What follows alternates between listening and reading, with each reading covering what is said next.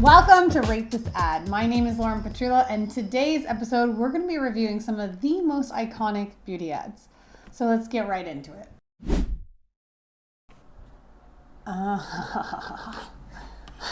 Okay, this was clever. I 100% understand what's happening. The cracked paintings, oh, this is so good because I know that's how I feel about my cracked lips.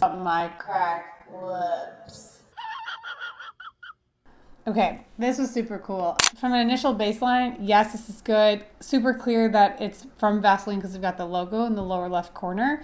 However, I can see that other people would debate what it is. The clarity on this message and whether or not someone would know what they're being sold to is a little ambiguous, honestly, because if you don't know Vaseline, it's definitely a good remarketing and branding tool, assuming you already know what Vaseline is.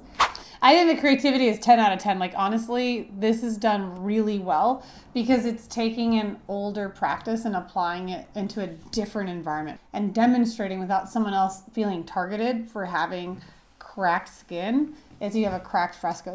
The level of memorability on this, though, I have to give it to them, even though they're missing some of that call to action, because it's tapping into a creative style and a creative art form that's not very common.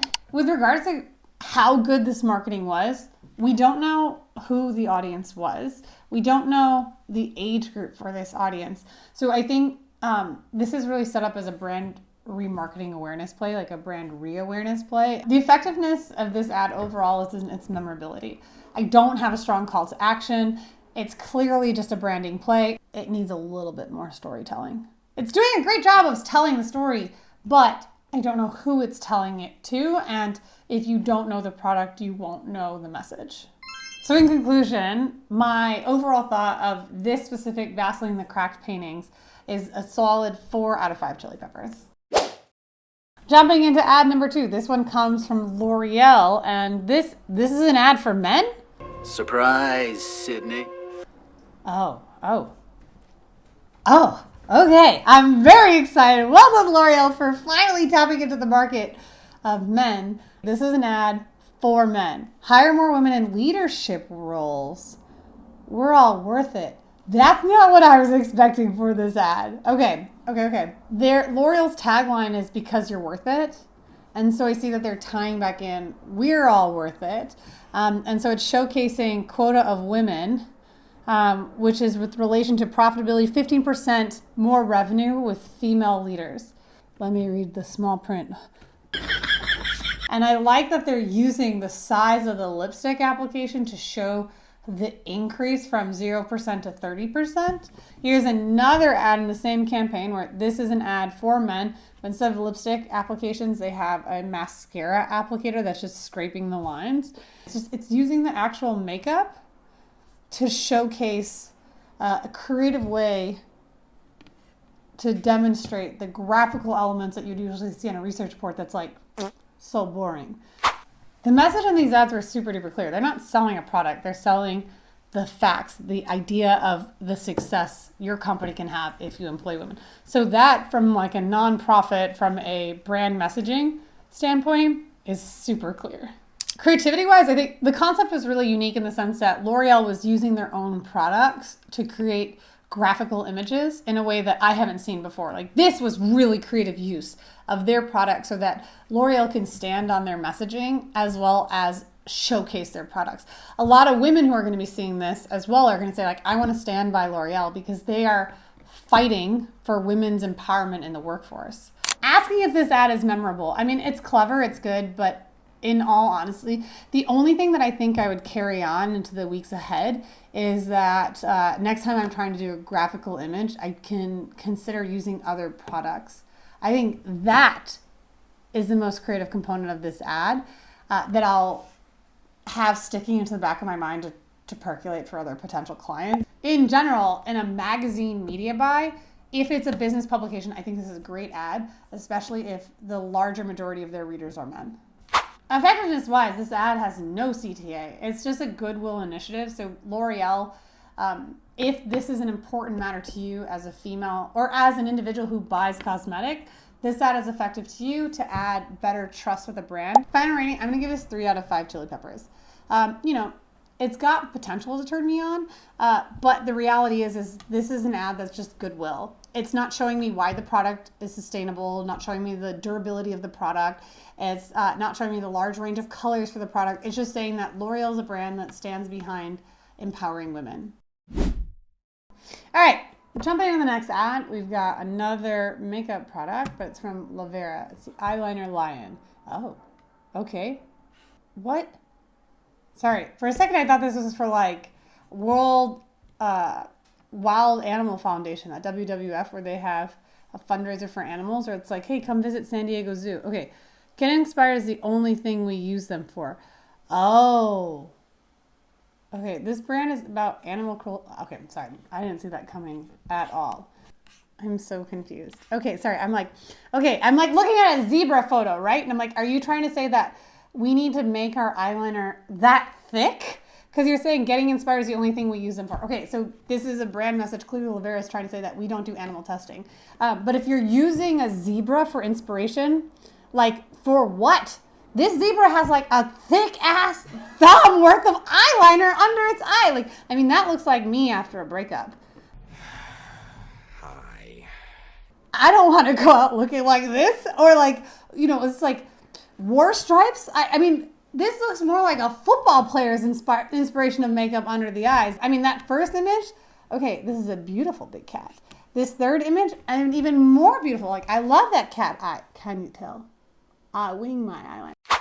No, not at all. I mean, if you go in and read white font on top of a light yellow, light brown text, or on top of like a smudged brown, sure, I can read this very thin copy. Do you see Lavera eyeliner? It's all black, and you have it fading into an animal with black?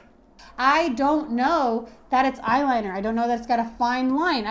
I don't know why I'd be interested in this liquid eyeliner. And I wear liquid eyeliner. I really do. It's my favorite type of eyeliner. But it blends into the background. I can't see the actual product. Creative-wise, like if my team made this, I'd give them an A for effort and a D for execution. Like, I get it. You want to talk about how this is cruelty-free and you're introducing animals, and it's too aligned with other versions of what the average consumer is going to know and think. No, I have to keep... will I remember this ad? I literally have to keep scrolling to look like, oh, it's called Lavera. And it's funny, because Lavera is the truth. And the truth is, like, I don't remember this ad. I remember that I need to donate to my local zoo. No. Next. So I don't think this was a well-executed campaign. Like, I don't know who the audience is beyond someone that loves animals and doesn't want cruelty-free makeup. But even then, like if someone is really into vegan, organic, cruelty-free makeup, I think there's 1,000 other things that you could have done to showcase that your product stands behind those values. Honestly, like the call to action in this, like I see it, like there's an eyeliner. I don't see this inspiring you to buy. I couldn't even remember the name of it. I think there's stronger language you can do for the vegan application. Final rating, if you don't know by now, it's obviously a 1 chili pepper. This feels like something that I would have turned in on a second grade project because I just learned about African cats. Okay, do they design Post-its? Paper, notepads? Well, I think it's great that I didn't even know what this is because I'm like so confused. I think this is for like funny Post-its and messages. Now that you've told me their hair products, okay, I see and get it, but posters with style. Oh, are these like printed posters like that you see when you're walking on a street and then they just made vandalism to it? For certain I thought these were Post-it pads and they're gonna be like, hey, like don't have boring Post-its. One of them even looks like a handmaiden. What? Hold on, there's a cone head. There's a cone head style. Someone is saying that this is a style. Hold on, if I do my cone head like this and then I throw my bangs like this, there's no way that looks good. Then we've got another one that looks like, if you look at the third one down, second column, let's say like column 2C. I mean, this looks like someone from one of my smut books, right? This is like the prince that's got a hood over his head and it's sneaking in to rescue the fairy. Like it's at an angle and then it buries half of my face. Missed the boat, missed the bob completely on that one. I'm like walking down New York and you see all the posters that come up. I love those type of marketing campaigns. I love an out of home ad, like a billboard where it like extends beyond the traditional size. But this, like, I'm just tempted to pull the whole thing down. If I saw this ad, there's no way I'm going to forget a conehead piece of hair in my face. Will I remember the brand? No. It does not get to live rent-free in my head any longer. I have no idea who they're targeting. Oh, you know what? I do know who they're targeting. Individuals that want to live their worst hair days.